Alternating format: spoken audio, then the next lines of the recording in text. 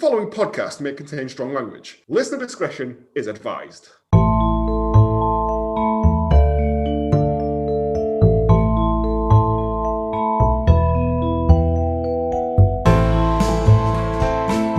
Morning, good afternoon, good evening, and welcome back to this week's episode of the Hallmark of Greatness podcast. A podcast dedicated to highlighting the beauty of all the Hallmark lifetime straight-to-TV movies that don't get the admiration they fully deserve. I'm Chris De Bergh, and with me as always are two turtle doves. He's currently baking, but secretly has a love of carpentry. It's Joe Higgins. I do. I put nails in all my pies. And he's having to go door to door to inform neighbours about a certain register. It's Craig Lowe. Yeah, well, I feel like we've done this joke before, but why not? It seems to be. It's just a weekly rotation for me to go door to door, just going, yep, still a nonce. I never said that. What register? No. I thought you were trying to get planning permission and just being nice to them, but no. Also, the only one of us with children. If you'd like to keep up to date with all things Hallmark of Greatness, you can follow the show on Twitter at Hallmark of Great, Instagram at Hallmark of Greatness, or if you'd like to get in touch with any recommendations or thoughts or anything you think we may have missed, you can email the show at hallmarkofgreatness@gmail.com. Do you check that, Joe? Yes, I have it on my phone. That's we occasionally get stuff through to it, but it's most people trying to smooth my balls and stuff like that. It's not mine personally. We also have Facebook. Search for us on Facebook. Joe has a Twitch channel. I should get back on that at some point. Yeah, you should promote us, Joe. Come on, Again, you're more than welcome to come and be on it. Nah, you're right. We can play Overcooked. That'll be fun, Anthony. What's that? It's like chefing. We can reenact scenes from Hell's Kitchen. That'll be fun. And you can be a little cat if you want. So that's nice, isn't it? Welcome to this week's podcast. How are we both? I'm going slightly stir crazy because I'm stuck in my house again. It's fun Joe times again. Yeah. Spent more time in my house this year than I've ever done in my entire life, even when I was unemployed. It's... And I'm fine. Nobody cares, Craig. I know. I'm all right, thanks for asking. Nobody ever asks me how I am. You're the host, mate. You're the host. You can't see the quotation marks around everyone saying you're the host there. Are you drinking a pot noodle? No, it's a Boston Red Sox cup. Oh, right. It looks like one of them big pot noodles. King noodles. Yeah, that's the one. It's a lovely cup from the city of Boston. Where the beans come from. Beantown, that's what they call it, isn't it? Yeah. Yeah. I know Boston. More than anyway, this is the most human contact I've had for 2 weeks, lads. I hope that's the end thing. I know Boston. This week's film, I wasn't a fan of, but it sounds like you two were in our preliminary chat. Blueprint to the Heart.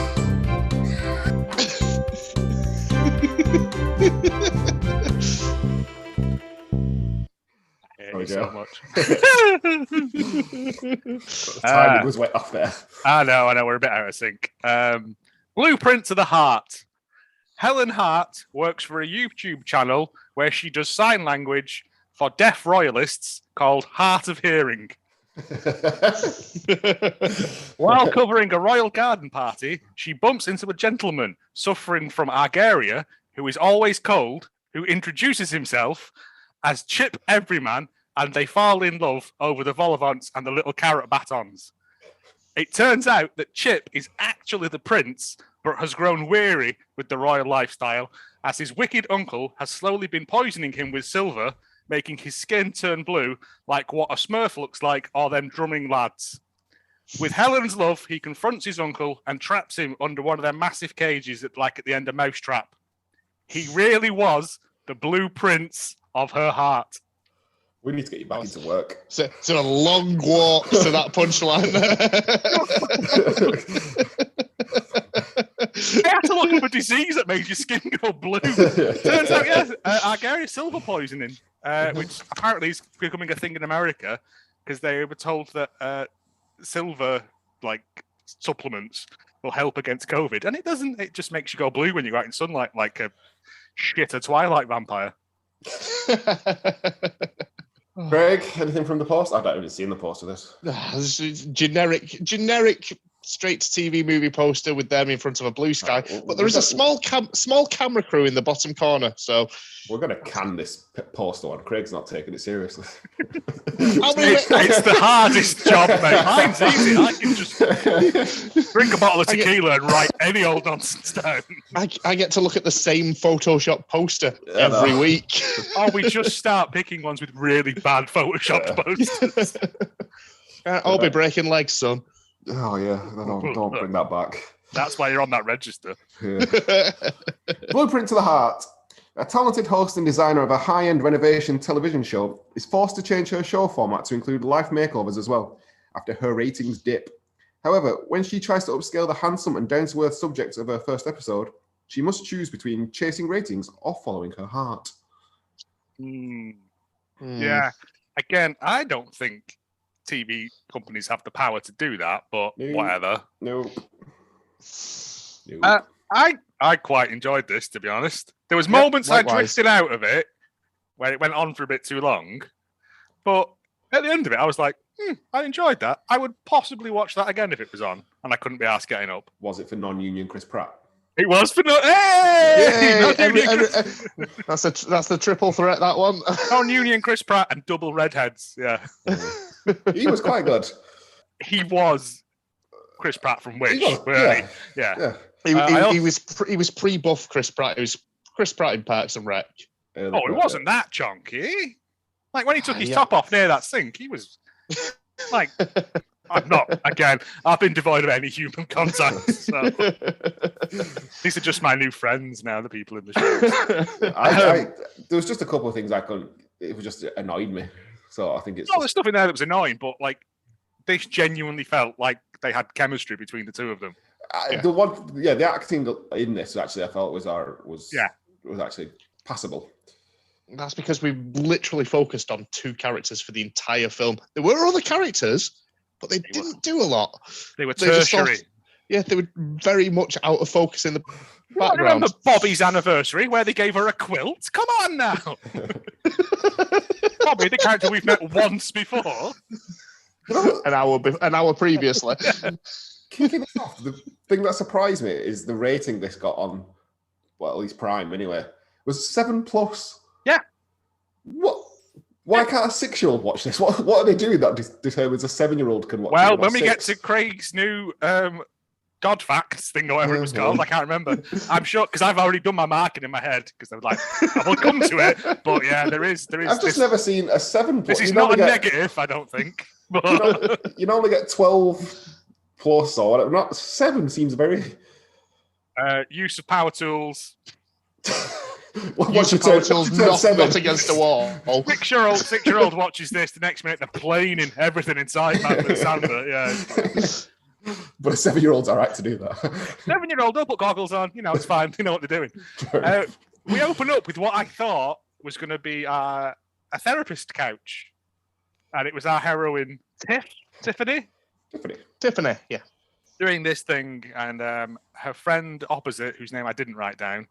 Liz. Sorry. Liz. Sitting opposite, looking at her phone. And I was like, oh, so this is like a therapy session. She's talking about her ex-boyfriend, Hayden. Who is a massive jerk and stole the batteries out of the remote control when they split up. And I laughed at that because when my sister split up with her boyfriend, he took all the light bulbs out of the house when he left. I thought, that's a level of pettiness, that, isn't it? Like, how much? That. Not cheap these days. Unless with them posh Alexa ones. Yeah. But even so, and it turns out, no, they're just on the set of RP with T. Restoration Project with Tiffany. Yeah. It's a show that she hosts, which I guess is a bit like Changing Rooms in the UK, something like that. House Flippers. Or the one that Nick Rolls does. They do it in like 24 hours kind of thing. Oh, DIY SOS. Yeah, man, it was like that for me. Yeah, it's like the bit in Kitchen Nightmares where they decorate the restaurant overnight. But this seems to take about a month to do because it goes on, and I'm like, okay. It would appear that her entire motif is just putting massive clocks everywhere, though. In this house, because there's like 3 of them.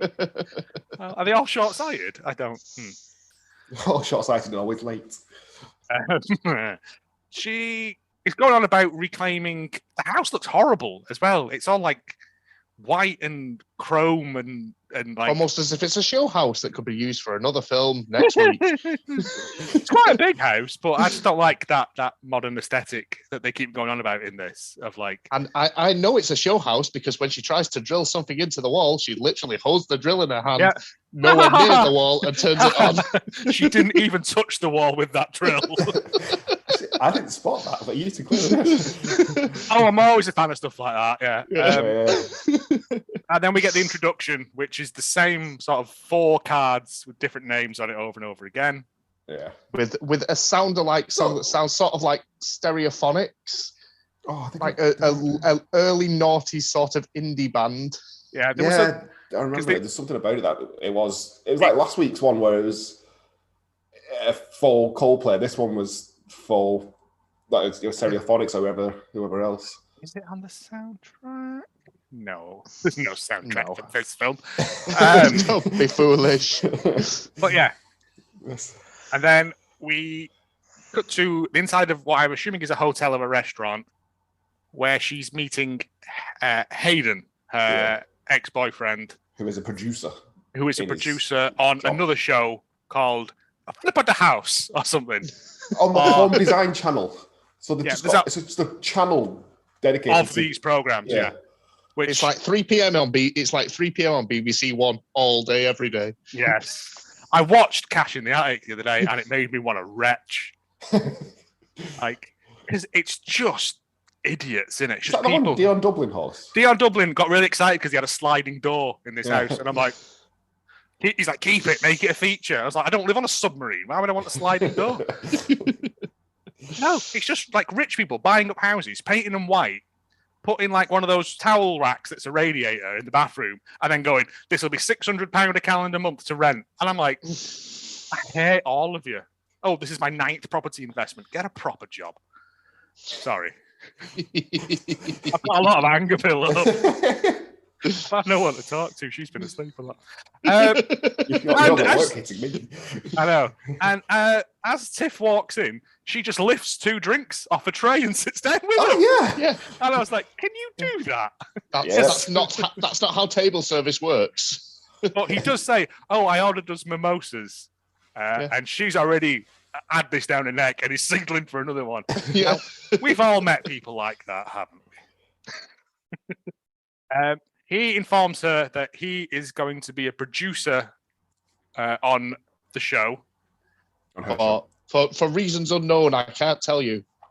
They're making changes to the show, but he can't tell them as he signed a non-disclosure agreement for the home renovations channel, which must have this massive legal department. You don't want to know who wins, Joe. You can't announce it. No, I know. He's already disclosing. He's already broke that NDA by telling her. So yeah, he's already done the whole hog. In for a penny. Come on. The next day, they go back to the house. They're finishing up this house before the couple move back in. Liz, the assistant, is always playing Snake on her phone. So obsessed with it. She loves it. And we meet our male interest in this film, non-union Chris Pratt. Brooks, or as I've called him, Mud Brooks, all the way through this. That's a reference for Anthony there. Mud Brooks?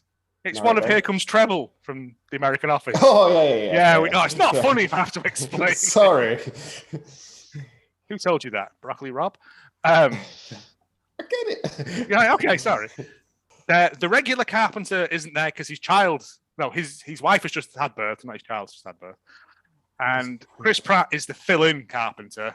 Chris Pratt. I mean, it's so much like early Chris Pratt. It was current Chris Pratt is the same, but I imagine he's not as much of an arsehole as Chris Pratt is, but yeah, I don't know enough about him to warrant that. When we get to Craig Facts, if there's a bit saying about homophobic incidents, then we can compare and contrast, can't we? But he's standing at a table and doing some great non-singing of popular songs. Do do do ba da ba ba do do do do. And making this table, and she's like, "I need this table. It's the focal piece of the She tells the cameraman to delay the cars. Yeah. But I also think he's the director because later on he's doing all of it. He's like, "Can you do these shots again?" And I'm like, "Cameramen don't have that." I don't think reality shows do action and cut as if it's a high budget Hollywood movie. No, you still I think they just go right and edit it. Yeah, like we're filming now. We don't need to sync sound and multiple cameras. Although she was doing quite a lot to camera. So maybe doing bits. So it's that staged reality thing, like Made in Chelsea or Tattoo Fixers. Yeah. Fixers, the one you went to there. I couldn't think of another reality thing, mate. Essex, that one. Oh yeah. Joseph Essex, yeah. As they brought this table in, someone removes the tiniest ladder in the world and smashes the piss out of a tap. Like, that was an accident waiting to happen, that, weren't it, really? Yeah. It doesn't notice, and everyone evacuates the house. Yeah, they're all like, I didn't hear that big clash. The couple's back, so they vacated. So, non-union Chris Pratt, Buttmud Brooks, takes his top off to try and stop it after screaming, "Where's the shut-off valve?" Which is accurate. Because I had this the other week when my toilet was leaking and we couldn't find it. And it turns out it's right in the corner behind the washing machine. So that was fun. That was a fun afternoon. The couple come back, see Brooks with his top off and go, "What kind of show is this?" I'm like, "Did you not know when you signed up that this was the naked, moist carpenter hour?" Fixing your taps. Yeah. They've done your house up for free, mate. Stop whinging. Yeah, they put big clocks everywhere. They didn't look happy, did they? No. At the renovation. Well, in real life. Go on YouTube and watch compilations of people being upset with their renovations. Yeah. It's hilarious to see them just crying. There was quite famously a changing rooms one where the woman just broke down and then got angry. Yeah. Nice. I'll find that. It was the 90s, so everything was like purple and chrome back then, wasn't it? So, yeah. But she just went, "Why have you done this?" And I was like, they were neighbours, because that used to be the thing, wasn't it? Yeah. And I'm like, I imagine there's been a lot of dog shit thrown over that back fence since then. I met Carol Smiling Handy Andy. Really? They did a change rooms about 3 doors down from where I lived at the time. Did you get an autograph? Did, yeah, of Handy Andy. And where is it? Standing by the wall. Yeah, absolutely no idea what that is now. That's probably the bin, but yeah, Handy Andy gave us an autograph. See, that's one of those things that, like, you know, when you go to like Indian restaurants and there's pictures of people who've eaten in there, that's the caliber of people I want in mine. Handy Andy, Jimmy Corkill, stuff like that. They come in, they make them retake these shots like 3-4 times because then she says, "Oh, this look happier." Yeah, this place is mental or something." She says, and he's like, "Well, we can't use that." And I'm like, "It is I know what you mean, but yes." And then she's obsessed. Tiffany's like, "Oh, I'm not happy with this. Like the producers keep wanting us to do top end stuff, and the sponsors do, but it's just not me. Look at this wood painting that someone's done. Isn't it great?" And I went, No. No, it looks like something that you could get in Home Sense or TK Maxx was originally £170 and is now 50p. They do go to TK Maxx later, so maybe that's where they got really bought it from. And we meet the enemies of RP with T, Finn and Bernice. Joe, I thought you might notice what the Home Design Channel logo was. It was a cube with a hammer and a paintbrush. Just a giant hammer. Was it just a giant hammer? Yeah. Oh, I love a good hammer. We know. That's what I was expecting this based on the poster. It was going to be another we build a house for daft kids. I was hoping there'd be more. Here's how to use a hammer. No. There was some hammer instructions in there, actually. Was there? Yeah. Was this actually Hallmark or not? No, TV. Yeah, that's why there was no hammer instructions. There is hammer instructions, just not like this is advanced hammering 2.0. Yeah. Finn and Bernice or Benny, I can't remember. I can't read my writing. Take a good look at him. We'll not see him again for 90 minutes. Nope. Who are fans of RP&T and have watched every show and have basically ripped them off, but on a cheaper budget. That's what it sounded like. Yeah. Yeah. Then we never meet him again. Finn, I would punch forever. because he's got one of them faces, hasn't he? And he's got like one of them big jackets with his sleeves rolled up like Chris De Bergh. And it just awakens something in me. What, like your favourite Christmas song? All right, take it back. I love Chris De Bergh. All over the world. We meet their boss, who I don't think is ever given a name, so I've just called her that redhead from another film we've done, I think. Was she? Possible. I didn't get that far down the cast list. No. I've literally got about 3 people down. I was like, I can't do the boss. I'm not This looking is at enough, the boss. Keep talking, I'll have a look. I think she is from another one we've done. She may not be, but I'm sure she was like another boss in one of the other ones. She's got one of them faces.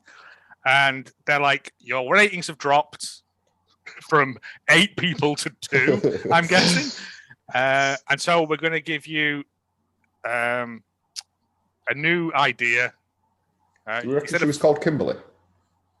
I mean, I can tell you I've got the thing open here. Yeah. Okay. Johanna Newmarsh. Yeah. Yeah, that's the... I'm looking. Live looking. Yeah, they're going to do, instead of flipping houses, they're going to flip houses and the person that lives in that house. Yeah. Weird concept. Something I don't think an interior designer is qualified to do. No. Because later on she gives fashion advice, teaches him how to cook. And I'm like, what else? This is a team of people you need for this show. This is like Queer Eye for the Straight Guy level stuff, isn't it? It's Straight Eye for the straight guy. Mad Woman for the Chris Pratt lookalike. Restoration Project, lifestyles, they're going to call it. They love a fucking colon for these spin-off shows in the States. Just a quick look. She's in a couple of similar type films like Cinderella, whatever, Christmas Carol, but nothing I can find out we've watched. Okay, maybe she just looks similar. She is in Minority Report as Suit Number 2. Oh, that's good. The TV miniseries of Minority Report. Oh, right. Not even a Spielberg job. Yeah, I don't remember it being. Oh my god. She is in a TV miniseries called Murder She Baked, a chocolate chip cookie mystery. That's what I was talking about when we started. Oh, was it? Oh, sorry. Yeah. I want to watch that. Yeah. It's on the Hallmark add-on, though, which I might just buy. I say this all the time. You say this every week. I know, but like I already pay for the hosting. Anthony, put your hand in your pocket. Yeah. I did, and there's nothing coming out of it. So, and they've tested that last episode with an audience, and everyone loves Brooks for some reason. Because he's got his shirt off. Yeah. And he was like a bit sarky when they were sanding that table down and stuff. So this is going to be Chris Pratt in Parks and Rec. Yeah, this is going to be a quote unquote Carpenter version of Pretty Woman. I don't know what that means, but there we go. They go going to screw on a piano. Do you know the original ending for Pretty Woman had Richard Gere just booting Julia Roberts out of the car and throwing money on her, and then driving off? That was the original ending. Really? Yeah. Well, you only paid for the weekend. You've never seen Pretty Woman. You've never seen Pretty No. I know it's a Roy Orbison song. That's about as much as I got. It doesn't even feature in the film, you know. Does it not? Does it not? I'm sure it fucking does. All right. It's a trick like that, isn't it? I'm sure it plays about 5 times in that film. I'm just impressed that it was a Roy Orbison song. That was good. I was impressed. You do get 1 music point for that. This is all training, isn't it? This is all training. All training for Christmas. They go to Mudbrook's house and they look through the window and he has no furniture in there. And Liz quips. Which is a lie. I know, yeah. He does. Yeah. He's got a couch in there and some chairs. Maybe he's a big Marie Kondo fan, which shows that this was made about 2 years ago. 2020, I think it came out. Oh, really? Marie Kondo has a series on Netflix where it's about decluttering your house and your life. And it's all very zen. And if the item doesn't... if you hold it in your hand for more than 5 seconds and don't want to keep it, then you need to let it go. If it doesn't spark joy in you, then why are you holding on to it? That rings a bell. It's pretty good. And like the way she folds t-shirts is mental. But you get so many t-shirts in a drawer. But yeah. So can I. They're just all scrunched up into a ball. Well, these are organised by colour and stuff. It's very good, but it's very like OCD. Yeah, right. Brooks is interested. They go into his garage where he's doing some more non-union singing. Bop, bop, bop. Booby doo boo. And carpentry. Yes, with his headphones on. And he turns to them and says, "Look what the saw blew in." Which is not a phrase anyone's ever said ever. Somebody got the big book of carpentry puns going. We've got to work some of these in. By big book, it's sort of like a pamphlet. I had to cross out so many jokes about wood because it was just getting silly. He refuses to be on the show as he's happy with the way he is with his life. And I can see why. This was my first point of annoyance. To suggest that someone needs a makeover who's quite happy with the way he's living, what he's doing. He seems happy enough. And it's just very rude to say you need a makeover in everything. Like he politely refuses them. Yeah. And as he shuts the garage door on him. Right, yeah, but that's a fun bit, isn't it? And Tiffany approaches him and says, "If you agree to do this, we'll give you a shop for 2 years." Yeah, we'll give you a gallery space for 2 years. Did he need a gallery space? Was he making stuff regular? Did he mention that he's making? He was a carpenter, and I don't know. He was working on at least 3 tables throughout the course of this film, and he did have a canoe hanging up in his garage as well. And they love canoes, don't they, woodworkers? Nick Offerman's always making them. So essentially, these people watched Parks and Rec. Let's combine 2 characters. So he agrees to do it for 2 years, for the 2 years lease thing. They come to his house. He does ask, "Can I trust you?" To which she says, "Yes." Don't ask the question, "Can I trust you?" They're always going to say yes. Get it in writing. They say no. Well, yeah, and Hayden shows up and hands him a release form that he's like, "I'll just look through this," and he's like, "We don't have time, just sign it." And there isn't time. There isn't time. I was like, literally, you take a month to film an hour episode of this program? Well, don't they film these programs about 6 months in advance anyway? Yes. To allow for. And also, you came to me, motherfuckers. If you wait for me, if you want me that badly, I'll read this fucking contract. Yes, it is. They come in and they're like, "Oh, we can remove these beams," and he's like, "Well, no, they're like a very rare wood." And he's like, "Oh, we can take this flooring up," and he's like, "No, that's natural. That's not going anywhere, mate." Yeah, and he's like, "Oh, we'll repaint these cupboards," and he's like, "Well, yeah." He knows his stuff, and it's like, there's nothing wrong with his house. That's exactly what I wrote. They check out the house. It looks fine to me. It looks a bit sparse, but like he's a man living on his own. I'm impressed. It's not just a deck chair with a massive telly and a PlayStation in front of it. Like, that's essentially what I've got now. So. And a bucket for Wii. Yeah. Not for Todd's. Get up to do a Todd. But yeah, it's not a bad house. He's got a kitchen. It's nice. But they're like, no, you need to change. It? Colonial is out and modern is in or something, and he's like, whatever. Yeah. He's sort of a dick to her during these bits that they're filming here. He's more just a sarky. Yeah, I know, but like, I felt like he was trying to deliberately sabotage it, knowing that they'd have to use it. But, yeah. Because he doesn't want to be changed, and they're forcing him to do it. Yeah. It's a 2-year gallery space, though, mate. You know, in wherever this is filmed, Canada, I'm guessing. Canada, yeah. She keeps saying bits, and he goes boom at the end, and then he says sad boom, which genuinely makes me laugh. I feel like there was a lot of ad-lib stuff from him, and it was actually a little bit comical. Yeah. And then we just get a montage of them jerking about for a bit. That's right, but she wants to change a lot. He doesn't. Hilarity ensues. Yeah. And there's a lot of that.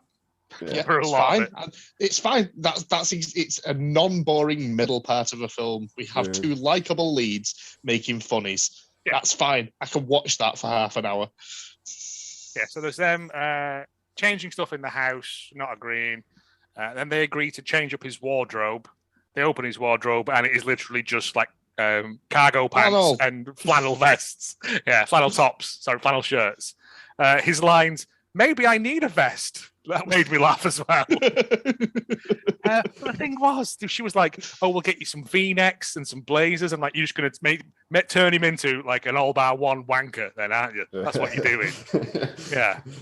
They do have a minute heart-to-heart around this time as well. They have a lot of like very small heart-to-hearts all the way through it, which I thought was nice. Good. Spread it out. Don't just have like a 5-minute heart-to-heart. Info dump. 70-minute point. Yeah.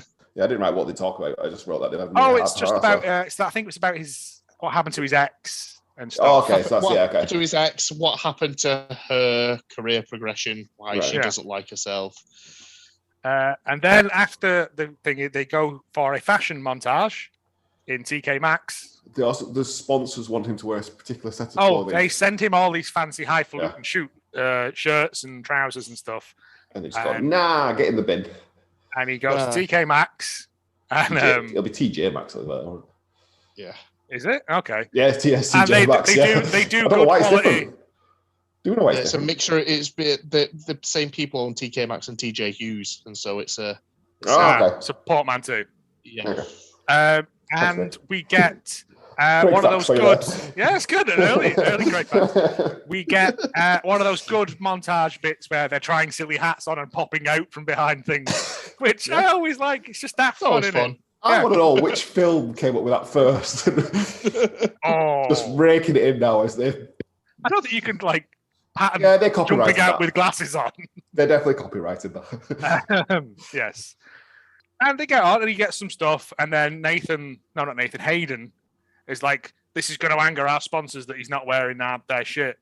And she's like, "Trust me on this." And Liz is like, "I'll back you up." Boop, boop, boop. Ooh.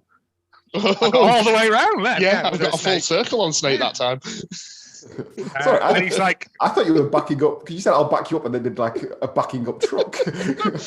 No, she's chasing now. She's doing full up and down now. Yeah, she's going to do the full zigzag up and down. Yeah. She loves it. I'm a Snake. You can literally get it on your phone now. It's fine. I think I had it. But they said that they're losing ratings to Flip It Up, which is Finn and Benice's program, and they say that they're going to go and reclaim some wood for some reason to make a table. I think it was. Yeah, he's going to have to make his own table. He's already got one that he's probably already made. That's all they do, carpenters, isn't it? It's just tables. Yeah. Easy. 5 pieces of wood. Well, they go to this old house, and this is where the hammer lesson comes in. Oh, it is. I wrote it in capitals. Yeah. Hammer. Because they're trying to peel like wood paneling off the walls or the bits. American houses are weird because there's no actual brickwork in a lot of them, is there? It's all like it's all just timber. Yeah, plasterboard, sheetrock, I think they call it. Okay. Yeah, but this one has got like wooden paneling behind it in the crawl space. Yeah. So they're prying them off. He teaches her. She was trying to bash him or hit him with a handle or something because women don't know how hammers work apparently in these films. So he's like, "No, you put the claw in behind it and you prise them off." And they do that, and she opens up that it was her dad that taught her how to steal wood in the first place. He went to prison for wood larceny, wood scrumping they called it back then. What a wood louse! Hey, would he do it now though? Woody from Toy Story. Okay. And then the next day, Hayden is back into Tiffany now because I think he sees that like this is going to do well, and he's always like, "Oh, I'll give you those batteries back. I'll give you a fresh pair." Yeah, I bought rechargeables if you want some, but you can't have the charger. What's the point then? It's just them things on the side that you used to press in and tell you how much battery was in there. Yeah. And she's like, yeah, I'm fine, Hayden, to be honest. Like, I'm happy we're working together, but I don't like you like that anymore. And he goes, "Oh, it's that sexy Chris Pratt." Yeah. I'm going to ruin him. The next day, we get cookery sexy times where they're chopping stuff up.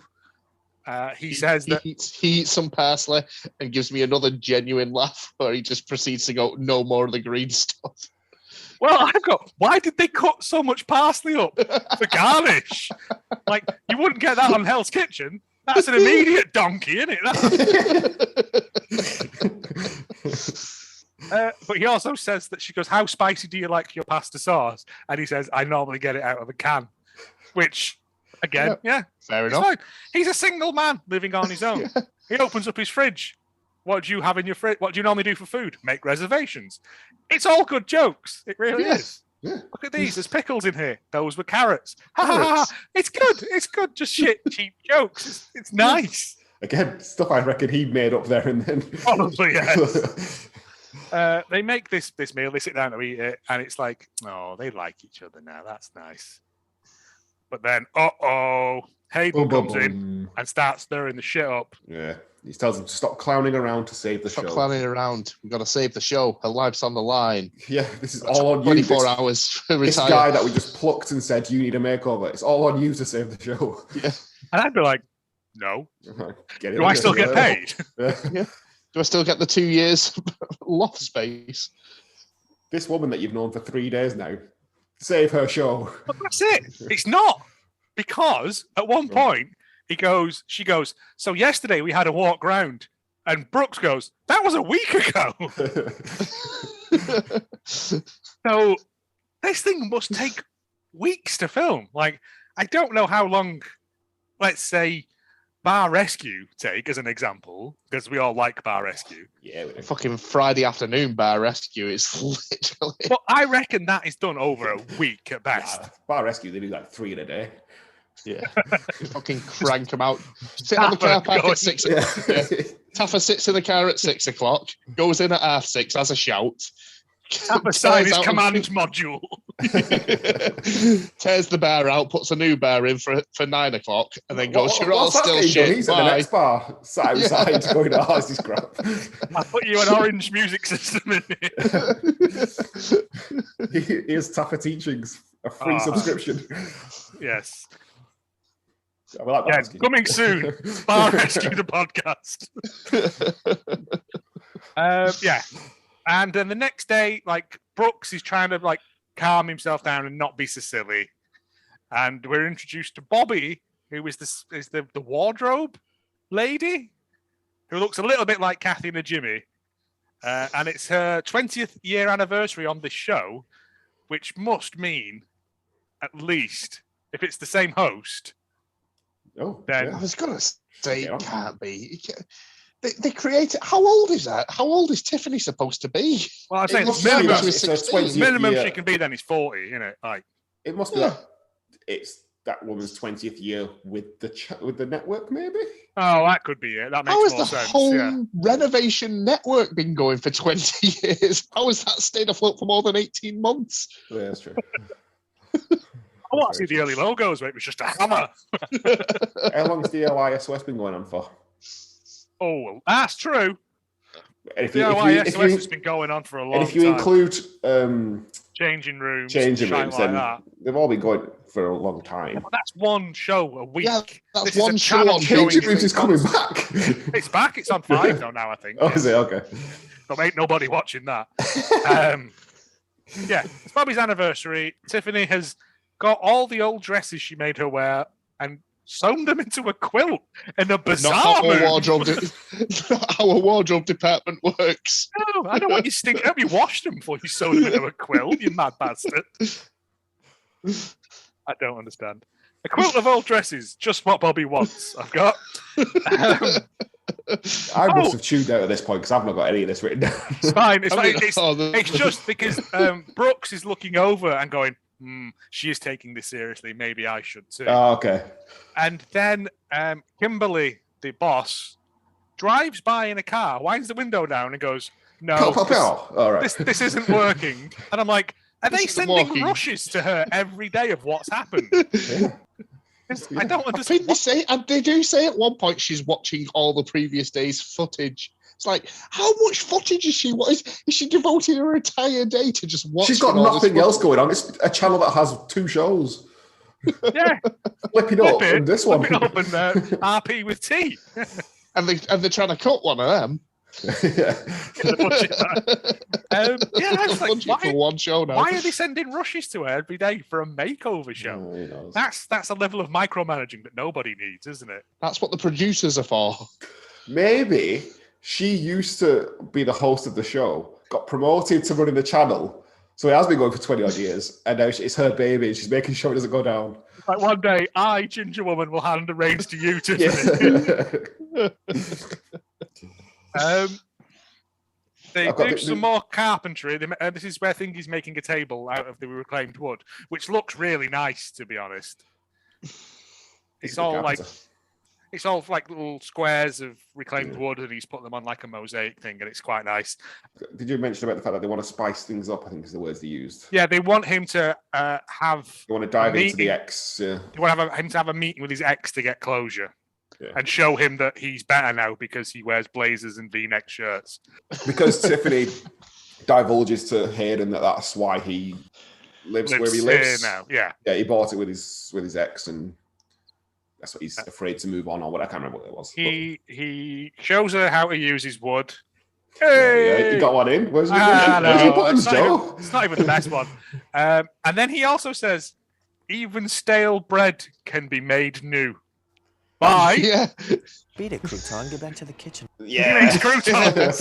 Croutons. Stuffing, and then he runs out of ideas and goes, Stale bread with butter. Why not? Why the hell not? They let him run with it, and that's where he went. Yep. We almost get some kissing near the wood, but no, they back away at the last second. No, we've still 15 minutes of the film to go. Yeah.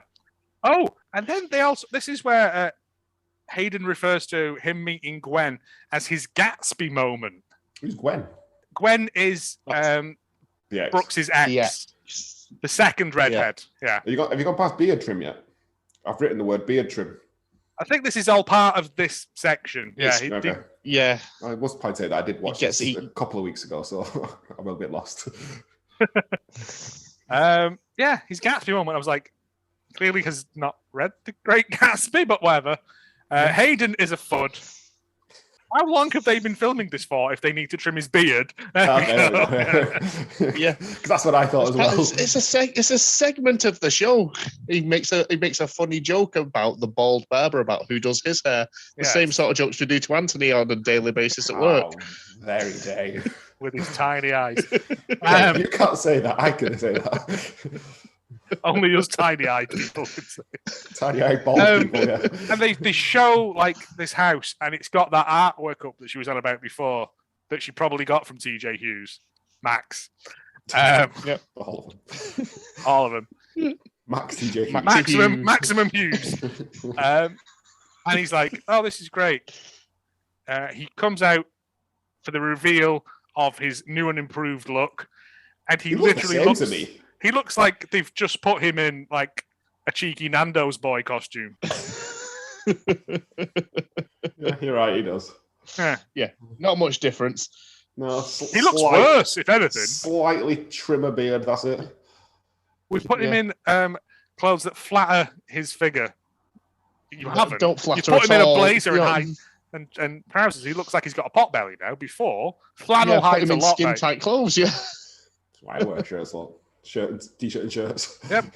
He then has to go and meet Gwen. Ooh, they had a deeper conversation first.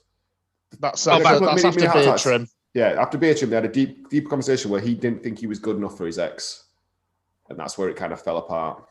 Yeah. Right. And it was very obvious at this point that Tiffany was going to betray his trust. Yeah, I was going to work on the jingle for this today, but after seeing this, they explain it to each other, and then they just walk away. There was no way to explain. No. Oh. Yeah. But he goes to meet his ex, Gwen. But he doesn't know it, does he? Or does he? No, he doesn't. He's gone filming at a cafe, expecting Tiffany to show up. He's sat there with Hayden, and then all of a sudden, he is Gwen Stacy. Gwen walks in, and he goes, "Why I order?" And Hayden goes, "You signed a contract, motherfucker." You signed a contract. We'll film whatever we want. And then Tiffany just rocks up at the window. Smashes her face up against it. Hi guys! Does that thing against the glass. Yeah, we never found out what Gwen did, but it turns out it was because he never felt good enough. But he got a free couch out of it, so that was fun. And she's like, I never, like, although I don't love you, I didn't want us not to be friends. So that ends quite amicably, I thought. This was another annoying part for me where nothing really felt like it got its justice. If she'd have come in and gone, give him my couch back, you blackguard, I'd have been like, everything petered out quite. But no, she just comes in and says, I was unhappy with the way things ended. I'm glad we can talk now. I hope we can be friends. And he's like, okay, that's cool.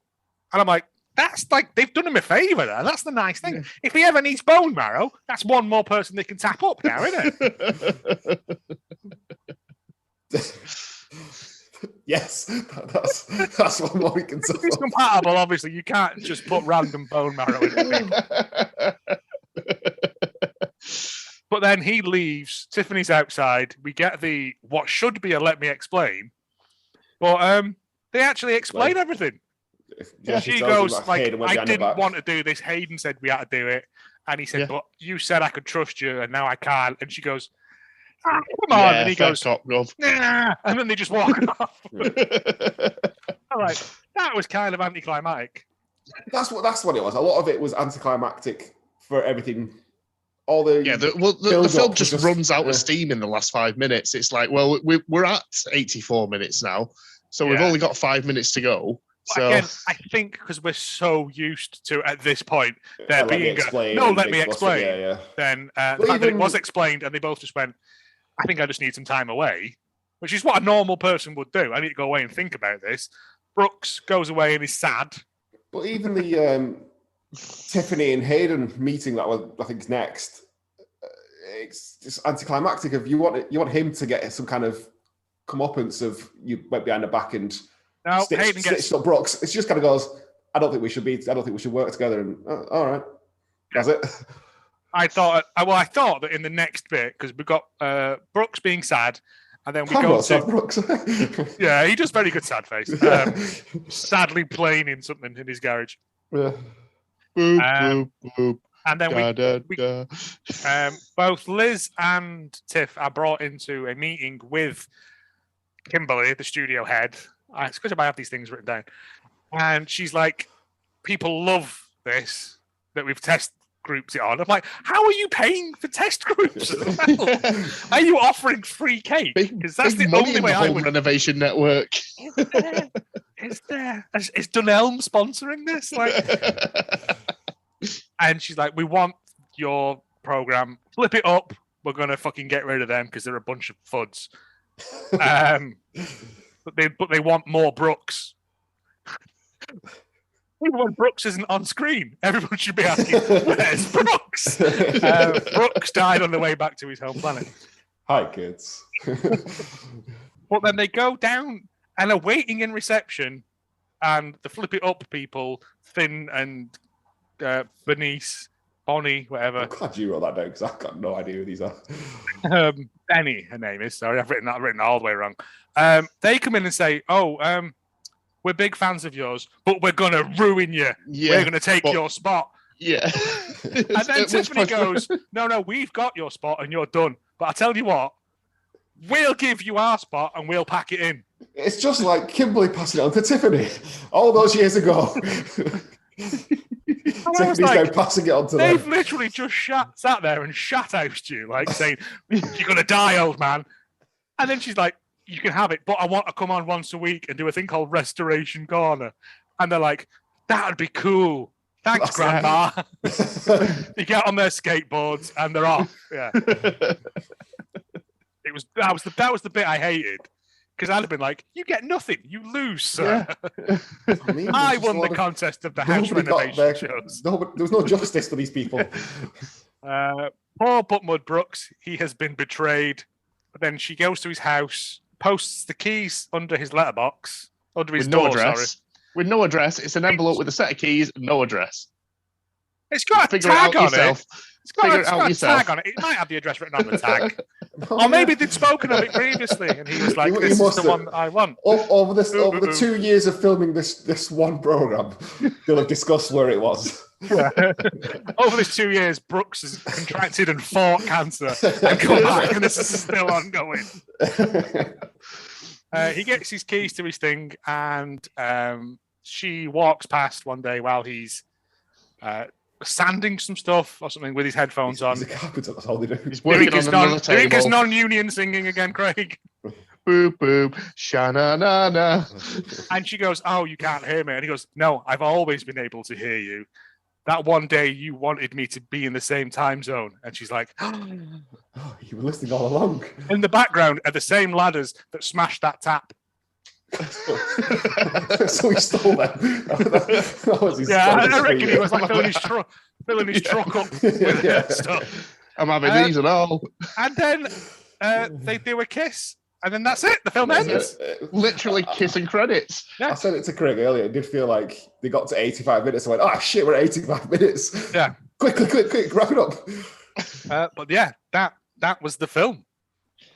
I got annoyed at those moments that no one got their just desserts. I give it a 3.6. God, you're harsh. Really? That is so harsh. I gave it the same as Love on Harbour Island and Pitching for Love. No one knows Love on Harbour Island, mate. Oh, sorry, that's the lost episode. The lost episode. I gave it the same as Pitching for Love. No. In my eyes, they were the same. No. What's the highest score I've ever given, Anthony? What? What's the highest score I've ever given? Good Lord, hang on. I've not got my spreadsheet up. I made a spreadsheet. Yeah, I did. 8. You gave Recipe for Seduction. Was that the cornflake dance? No, that's Colonel. Yeah. Oh, yeah. Oh, of course. How can I forget? The one that you gave the highest to was another Betty 8. White one. Love at Christmas Table, the one that Craig got the DVD of. Oh, okay. What was that? What, you gave an 8? An 8? Oh, right. I'm about to rethink my strategy. Come back to me. What was the Betty White one? Was it the Lost Valentine? Yeah. 7.8 you gave that. Okay, I'm going to give this a 6.9 just for the lols. Okay. Nice. Craig? I've gone with a 6.7, very similar. Oh. I said I enjoyed it just purely because it felt like there was a story there. You're right, I may have underdone this. Compared to the shite we've watched recently, this was a breath of fresh air. Yeah, this was actually a film that I wouldn't be sick watching again. Yeah. I can't remember half of these films that I'm looking at here that we've rated. What was After the Ball? So I gave it a 5.5, and I'm wondering if that's just on a similar level. Oh, hang on, give me a minute. Oh shit, I've just moved my keyboard out of the way. So many of these things I'm just looking going, I have no idea what this was. Yeah, if I look at the poster, I'll be able to tell you. Love on the Slopes. After the Ball was the one where it was like Cinderella. Yeah, that was all right. Where she went to work at the parents' fashion house. Yeah, all right. I'm content with this. And she ended up dressing like a boy. There was a lot of the sentient button. Yeah. Yeah, I might have to go back and look through these ratings. I gave that a 5.5. This is why Craig's poster thing is helpful, though, because you've still got them all. When I look at the posters on here, I can go, I recognise that one. Yeah. After the Storm, okay. Right, yeah. I'm content with my rating so far. Yeah, no, 1.9 I gave that one. That was Spider Bed, that one, yeah. No. Wait a minute, Great facts. Before we start with Craig facts. Yep. How long's Grand Design's been going? I can find out. It's on my TV now, and I'm wondering. I've got one to edit this, isn't it, lads? Nah, keep this in. This is all design stuff. It's good. It's part of the film. Grand Design. Just make a jingle for it. British television series. It must be gone for quite a while. It's on 22nd season. 20 seconds. I guess 22 years. Then. Started in 1999. Bloody hell! Yeah. Well, there you go. There's a design fix it up program that's been going. Is that the one where it's like? It's usually people who are quite rich, wanting to build their almost dream house. Oh, you've made a house made of glass up a tree. Yeah, it's unusual. It's not even that. It's I'm going to build this massive mansion. I've got a budget of 200 grand, and then they go over by $1 million. You're like, yeah, of course I just did. Yeah, and you're 12 years delayed. Yeah, not surprising. Sorry, Craig facts. Greg Fax. Keep all that in. Greg Fax.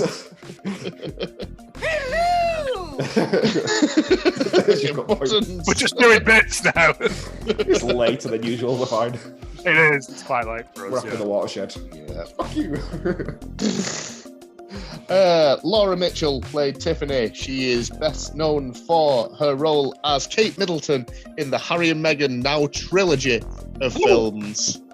Trilogy of films?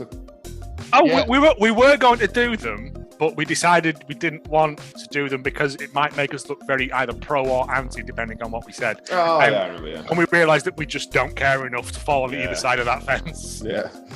So yeah, she's Kate Middleton in Harry and Meghan : A Royal Romance, Harry and Meghan : Becoming Royal, and Harry and Meghan : Escaping the Palace. Escape from the palace! Escape from the palace! Yeah.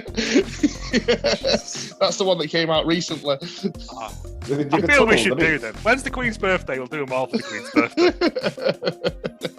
I know she listens. Something back in it. She That's was true. also in American Pie Presents The Book of Love, which is about the third of the American Pie Presents movies. Yeah, it's like the sixth one in the series, that, isn't it? Yeah, like overall. Yeah. Okay.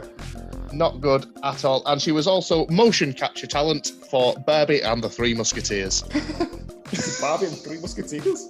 I'm impressed he got mocap on that, to be honest.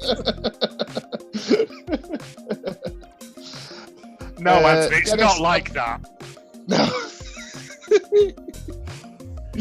I assume that mocap version was just her in a Stop Barbie it. costume. No. Stop where this is going now, Anthony. I can see you doing thrustings, and I don't like it. Not again. We're after hours. Oh, I do want to. This isn't After Hours. That's the other one. Joe's got- Christmas party's going to be ace.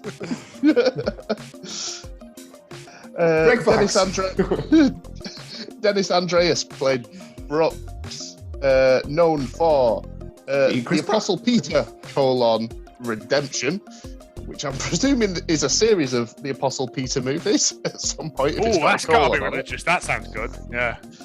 Yep. It should be called Simon brackets Peter : 'cause that was his real name, wasn't it? That was Jesus' bag. Yeah. Was that he'd go, "What's your name?" He'd go, "Simon." And he'd go, "I'm going to call you Peter from now on." Peter. Is that really like I James? remember. Yeah. Didn't know that. Make them up names.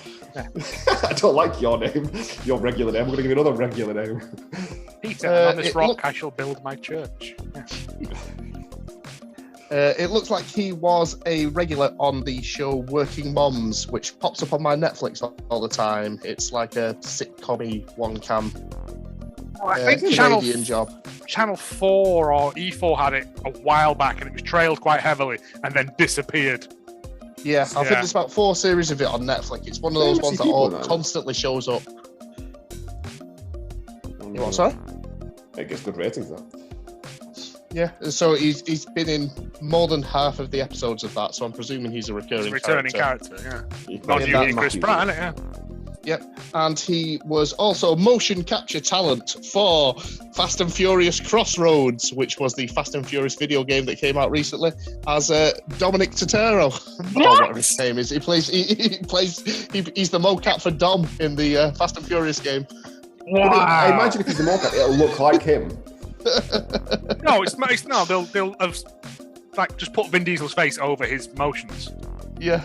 Do you reckon? Well, might as well just Yeah, get that's how anyone motion rather capture than- works. Why would you get an actual actor in to do that rather than He's not an actual actor, though, is he? Really? I mean, He's he's in been in Working the Moms? Apostle movie and Working Moms. I mean, it's mocap's the way forward, mate. Everyone does it now. Yeah, I know, Well, but got a I'm pretty saying, penny for that. I was suggesting why would they use an actual actor rather than someone who does mocap? It's knowing where you are on your marks and how to Well, interact. no, And surely he wasn't the mocap. That's all your man from Lord of the Rings does. He does every mocap. Andy Serkis, Yeah. he's directing now. He doesn't do all the mocaps. He does anymore. them all. No, He not plays all anymore, the he parts. doesn't. He plays all the parts. No. After Burke and Hare, he abandoned that. Yeah. So, You I just found descended it from funny that, that I Burke. got two. I'm surprised I got 2 mocaps Yes. on that. Yes, Yeah, it's an odd thing. I think there'll be a lot more of that going forward because a lot of it is becoming. Yeah, and we'll blitz through the third one because I have to always do a third, and they were all shit, really.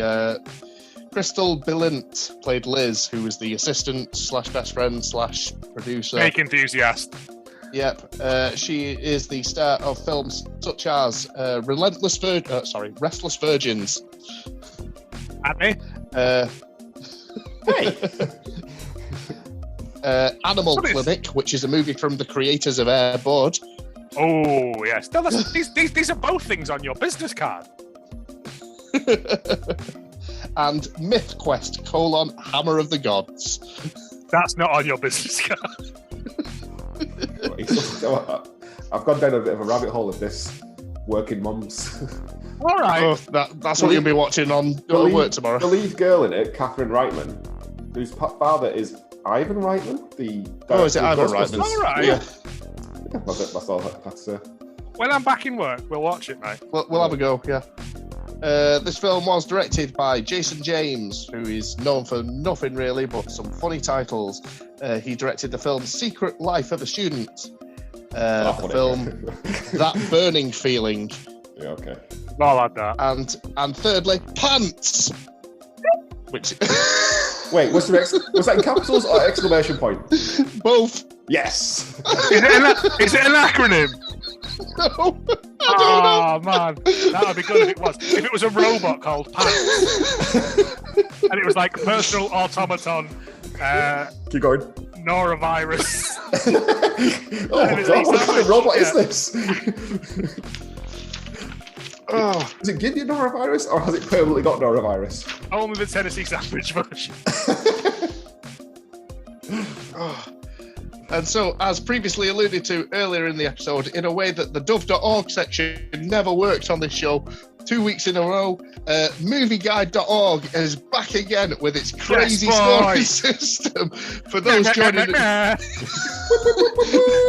catch up those who missed last week, this is movieguide.org. This is a Christian movie review site that reviews its movies from -4 to +4. Oh jeez, I forgot about the damn rating system. This is the best rating system. I do this with everything now. -4 is intentionally blasphemous, gross immorality, and or worldview problems, and +4 is biblical. I do this with everything now. I go to a restaurant and I'm like, this meal is a 2 out of 10. No, out of 4. But there's also a -4. So Can you leave, please? This is a Burger King. We don't care. So on the -4 to +4 system, where are we ranking this film? I'm going to go 2 again. You're going +2? Alcohol consumption. Yep. They have mimosas. And, kissing. I'm going 1 because I'm sure there was a few questionable jokes in there. Right, well, I can tell you that Joe is right once again. It is a +2. +2 for moderately questionable elements. Their brief review synopsis is: Blueprint to the Heart is fun and even heartwarming at times. Dennis Andreas as Brooks is funny throughout. He elevates the otherwise bland story. Bit of shots fired there by movieguide.org. I mean, I agree. In their categorising, foul language got non-violence, light comedic violence, such as man tries to plug a faucet leak where water sprays all over a kitchen. That counts as violence. Apparently so. God, I've just watched an OJ documentary. They show a nearly decapitated head. Well, that'd get a -2 then, Anthony. You've got to use the system. Yep. Sex, a kiss is shared between an unmarried couple. You see it for a second at the end. Yeah. You prudes. Nudity, upper male nudity as man tries to plug a leak in a faucet. Oh, they're Played obsessed for with that, laughs. aren't they? Yeah, they've watched that a couple of times, haven't they? God, that one scene alone got a -4. Yeah. Alcohol use, some beer drinking, no smoking, and in a section I don't remember being last time, miscellaneous immorality. I wasn't there last time, no. And I remembered. There are some themes of deceit, but they have consequences, and honesty is upheld as a virtue, ultimately. They do not have Honesty is consequences. upheld. That's the key thing there. Honesty is upheld. So wonderful, as always, to see the crazy movieguide.org hopefully returning on a weekly basis. But thus ends Craig Cracks for another week.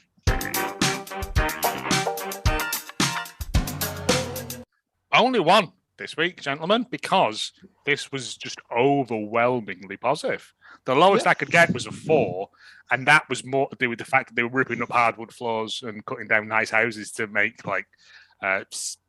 seashells and stuff. So I just picked the nicest one that I could find. Actually, pretty good. By Ponsonin 15, January this year, 2021. Normally, with Up TV movies, I watch about 20 minutes and then delete it off my DVR. Why tape them then? DVR in the first place. Yeah. And who's DVRing anymore? I'd still say taping it, mate. Don't worry about it. Bad storylines, bad acting are usually the culprits. This one was actually above average. I watched it from start to finish and enjoyed it. And the acting was pretty good. Some familiar secondary actors from Hallmark movies can be seen in the backgrounds. The leads are likable, but they put a hyphen in, which I don't think is right, and nice to watch. And the bantering back and forth was very cute and funny, which it was. That was the thing that made me like this. I smiled. I 3.7 to me or whatever else. What would you have given it otherwise? I smiled and even laughed at some of the interactions. The old boyfriend was a jerk. Yes, Tonsin 15. Yes, the woman gave up her TV career, but not for the guy. She did it to make career. She did, but then didn't, because she then got a side gig on the other show and then got to work with Brooks anyway on the show that we don't actually get to see being made, which would be the logical ending of this film. Tune in for the sequel next week. Blue King of my heart. She did it to make herself better. Poor Joe. Fuck you, I'm tired. Yay! What a concept. That is a believable storyline. I mean, I think it was the little bits between the two of them that made it fun. I think we've seen so many films where the chemistry between the leads has been so awful. And the acting at the same time has been awful, let alone the chemistry. Yeah. So it's just been nice to see two people that are literally sort of zinging off each other and seeing... Looked like they were having fun. Yes. Yeah. Also, I never heard back off that last with the book either, so that's not happening. Oh, no. I think she might have listened. What, longer than to figure out the names of everyone involved in the project. Yeah. What can you do? I'll still buy a book and read it and review it. I'll just be merciless. Yeah, fuck them.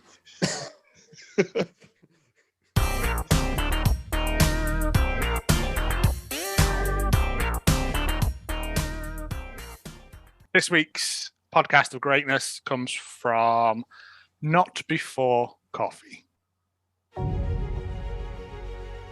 Hi, I'm Ray, avid reader, film fan, TV show marathoner, long-term depression sufferer, and caffeine addict. In this podcast, I open up about my lifetime of experience with various mental health diagnoses and how I cope with them on a daily basis, as well as my love of all the books and the TV shows I just can't stop watching. So, where does the coffee come in, you may be asking? Well, I can't function before I've had at least my third cup of the dark roasted bean. Welcome to the interesting world that is my brain, with every single episode of Not Before Coffee, found where all podcasts are.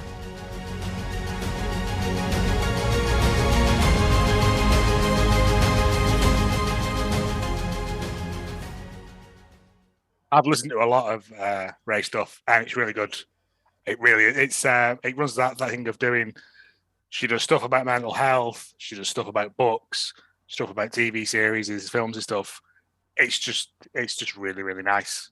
It is like your first cup of coffee in the morning. It's really, really nice. I like them anyway. Lovely. First cup of the dark roasted bean, which I've never heard anyone ever describe it as. Mate, we heard, what was it? Even stale bread can be made new. Shut your fucking noise hole, son. In conclusion, that was Blueprint Through the Heart. As we said, we've got Twitter at Hallmark of Great, Instagram at Hallmark of Greatness, Facebook, search for us, Twitch, Joe's got a Twitch channel. Email us, hallmarkofgreatness@gmail.com. The film, I wasn't a fan, but you two were. Any final thoughts from either of you? Well. I know. What the saw blew in. Bye. Goodbye.